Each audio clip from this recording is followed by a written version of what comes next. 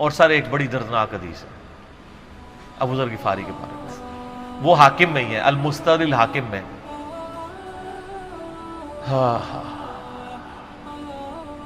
غزوہ تبوک آپ کو پتا ہے ایک ایسا غزوہ تھا جس میں جو شرکت نہیں کرے گا وہ منافق ڈکلیئر ہوگا، قرآن میں فتویٰ آ گیا تھا۔ اس سے پہلے کبھی نفیر عام نہیں تھی، یہ پہلا اور آخری موقع تھا، کیونکہ رومن امپائر سے ٹکرانا تھا، سپر پاور تھی دنیا کی، 1.5 لاکھ کی فوج لے کے کیسرے روم بارڈر پہ آ گیا تھا عرب کے۔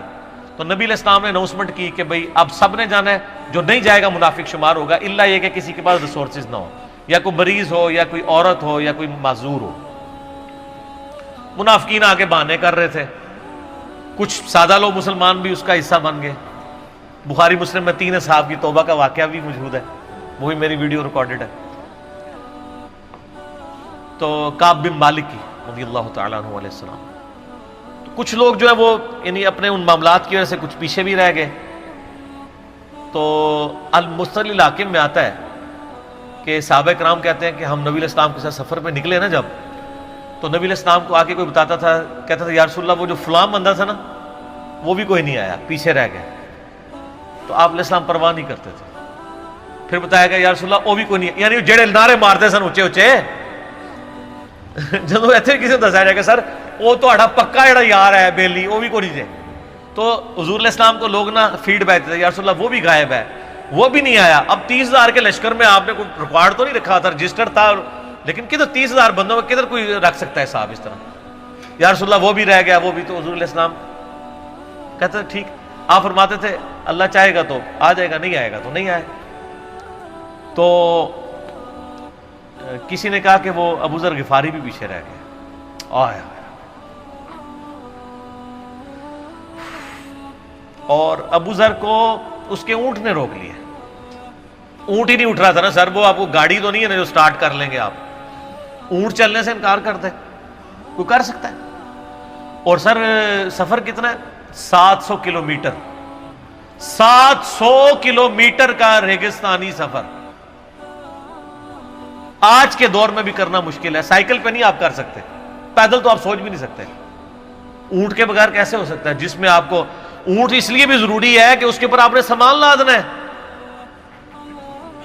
پانی نہیں راستے میں پینا، ریگستان میں تو کئی کلومیٹرز تک کچھ بھی نہیں ہوتا، بھوکے پیاسے مریں گے، پھر آپ قافلے سے بھی جدا ہیں۔ تو ابو ذر غفاری کوشش کرتے رہے کس طریقے اونٹ، اسی دوران قافلہ نکل گیا آگے، تو وہ اونٹ اٹھا ہی نہیں ہے، تو حضرت ابو ذر غفاری نے اپنا سامان اپنی پیٹھ پہ لاد لیا، پیدل چل پڑے ریگستانی سفر میں۔ حاکم کی روایت ہے کہ ہم نے دیکھا دور سے ایک اکیلا شخص آ گیا جس کی پیٹھ کے اوپر بورا لدا ہوا ہے۔ تو نبی علیہ السلام کی آپ محبت دیکھیں، آپ نے فرمایا کہ تو ابو ذر ہو جا، یعنی جو آنے والا شخص ہے تو ابو ذر ہو، یعنی حضور نے خواہش کا اظہار کیا۔ آپ کو نظر تو نہیں آ رہا تھا یہ کون آ رہا ہے، آپ کی محبت، آپ کو پتا تھا ابو ذر غفاری نہیں رہ سکتا پیچھے۔ تو صحابہ کہتے ہیں آپ نے فرمایا تو ابو ذر ہو جا، تو صحابہ کہتے ہیں تھوڑی دیر بعد جب وہ قریب آئے تو ہم نے پہچان لیا ابو ذر غفاری ہیں۔ تو جب ہم نے پہچان لیا نا تو حضور علیہ السلام نے ان کے پہنچنے سے پہلے آپ نے فرمایا ابو ذر کو دیکھو اکیلا آ رہا ہے، اکیلے ہی دنیا سے جائے گا اور قیامت دن بھی اکیلا اٹھایا جائے گا۔ دنیا سے کیا کہہ رہے گے؟ صحیح بخاری میں آتا ہے کہ حضرت عثمان غنی رضی اللہ عنہ کے دور میں چکے، یہ اس حدیث کا بھی کچھ حصہ باقی ہے، میں بعد میں بیان کروں، پہلے میں اس کو کنکلوڈ کر لوں کہ صحیح بخاری میں آتا ہے کہ حضرت ابو ذر غفاری شام چلے گئے تھے، وہاں پہ چونکہ گورنر تھے حضرت معاویہ رضی اللہ تعالیٰ عنہ، وہ قرآن کی وہ جو سورہ توبہ کی آیات ہے نا کہ جو لوگ سونا اور چاندی جوڑ کے رکھتے ہیں یہ گرم کر کے ان کی پیٹھوں پہ، ان کے ماتھے کے اوپر لگایا جائے گا قیامت والے دن، تو وہ یہ آیت پڑھا کرتے تھے، اور حضرت معاویہ سے ان کا جھگڑا رہتا تھا کہ تم لوگ جو یہ مال جوڑ رہے ہو نا اور یہ اتنے خزانے تم لوگوں نے بنا لیے ہیں، یہ نبی علیہ السلام کی تعلیمات کے خلاف ہے۔ تو حضرت معاویہ کہتے تھے یہ تو اہل کتاب کے بارے میں آیات نازل ہوئی ہیں، تو وہ کہتے تھے نہیں، یہ سب کے بارے میں ہے۔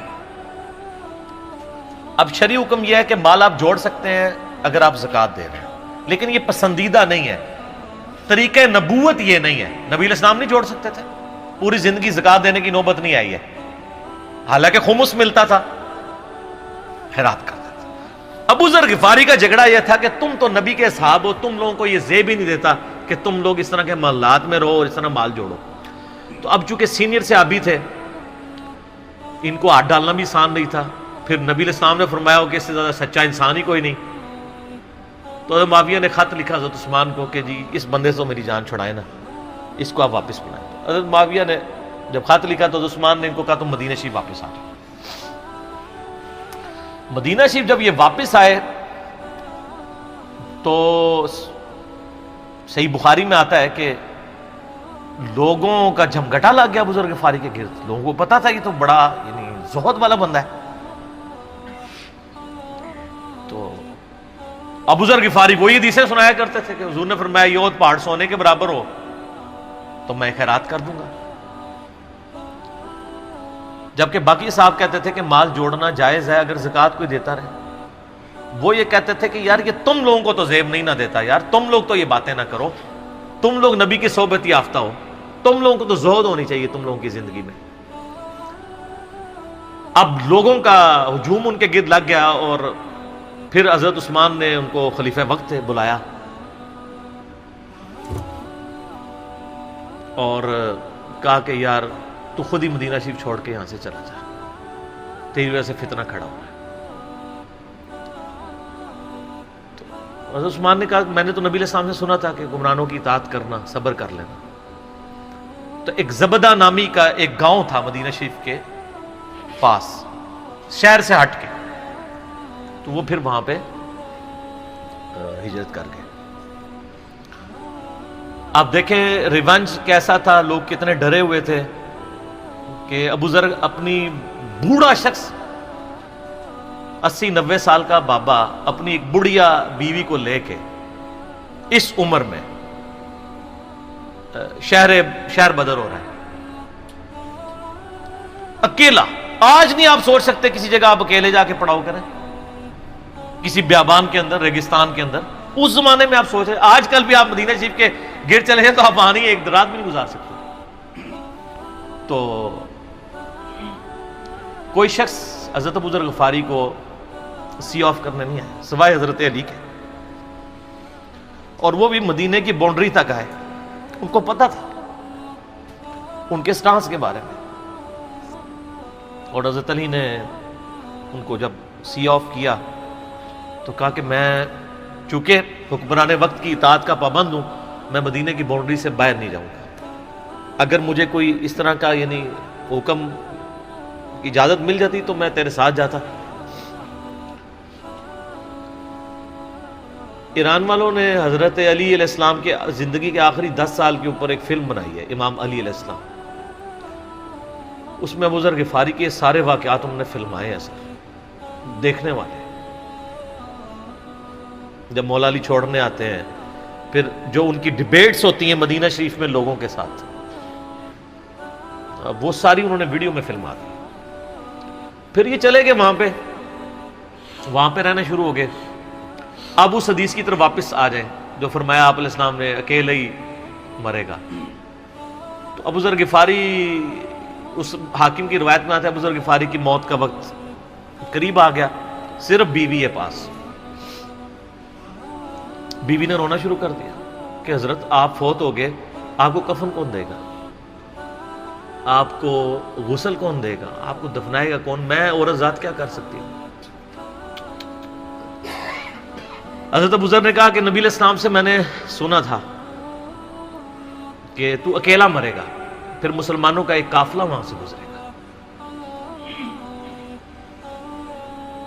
جو تجھے کفن دے کے دفنائے گا اور جنازہ بھی پڑھے گا۔ تو نے فکر نہیں کرنی، جب میں مر جاؤں تو میری لاش کو چوراہے پہ رکھ دینا، گزرگاہ پہ، جو یعنی مدینہ کی طرف راستہ آتا تھا گاؤں ایریا سے گزر کے، اللہ میرا بندوبست کر دے گا۔ وہی ہوا کہ ان کے مرنے کے بعد مسلمانوں کا ایک قافلہ دور سے آ رہا تھا، تو اسی مستدل الحاکم کی حدیث میں آتا ہے کہ سر قافلہ بھی سنے پھر کون ہے؟ عبداللہ ابن مسعود رضی اللہ عنہ۔ ابو ذر غفاری بھی زہد کے امام، ابن مسعود بھی زہد کے امام، ابو درداء بھی زہد کے امام۔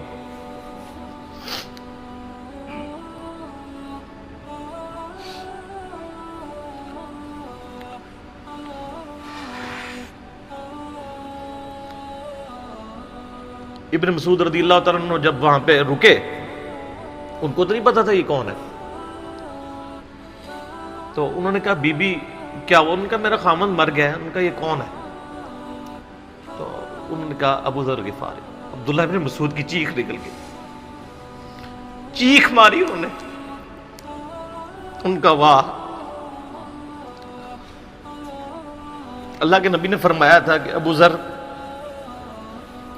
اکیلا آ رہا ہے تبوک کے موقع پہ، دنیا سے بھی اکیلا جائے گا، اور قیامت الدن بھی اکیلا اٹھایا جائے گا۔ یعنی اب اسی سرزمین سے ہی اس نے اٹھنا ہے نا، ہر بندے نے اپنی قبر سے اٹھنا ہے، یعنی وہ مسلمانوں کے قبرستان میں بھی دفن نہیں۔ ایک یہ جو مزار کی رٹ لگائے پھرتے ہیں، میں ان سے پوچھتا ہوں تمہارے بابوں کی کیا اوقات ہے؟ ابو ذر غفاری کا مزار دکھاؤ کدھر ہے؟ جو اس روئے ارض پہ نیلی چھتری کے نیچے سچا ترین انسان جس کو اللہ کے نبی کہہ رہے ہیں، اس کا کوئی مزار نہیں ہے۔ غریب المتنی میں مرا ہے، اس کی قبر بھی ایسی جگہ ہے جہاں مسلمانوں کے پاس قبریں بھی کوئی نہیں ہے، ایک ریگستان میں اکیلی قبر ہے، اس قبر کا بھی کسی کو نہیں پتا، اس پہ کوئی مزار بھی نہیں ہے، اور قیامت الدن بھی اکیلا اٹھایا جائے گا، یعنی قیامت تک وہاں پہ کوئی قبرستان بھی نہیں بنے گا۔ ظاہر نبی علیہ السلام کی یہ بھی خبر ہے، تو کیا وہ ناکام ہو گیا؟ اگر مزارات ہی دلیل ہے کامیابی کی، تو عبداللہ ابن مسعود رضی اللہ تعالیٰ نے ان کو غسل دیا، کفن دیا اور دفنا دیا۔ یہ پوری ڈیٹیلز آپ کو المستدل الحاکم میں مل جائیں گے۔ تو ابو ذر غفاری ان چند شخصیات میں سے ہیں جن میں پوری امت کا اتفاق ہے ان کی نیکوکاری کے اوپر۔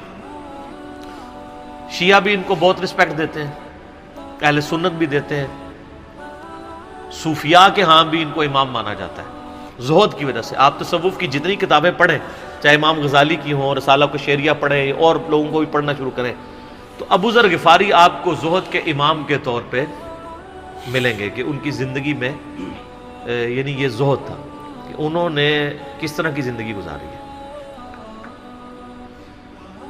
سر لوگ مجمع میں مرتے ہیں، ان کو یاد کوئی نہیں کرتا، اور ابو ذر غفاری کو آج بھی دنیا یاد کر رہی ہے، ہم بھی یاد کر رہے ہیں رضی اللہ تعالیٰ عنہ وعلیہ السلام۔ اللہ تعالیٰ قیامت والے دن ہمیں ایسے نیکوکار لوگوں کا ساتھ نصیب فرمائے، آمین ثم آمین۔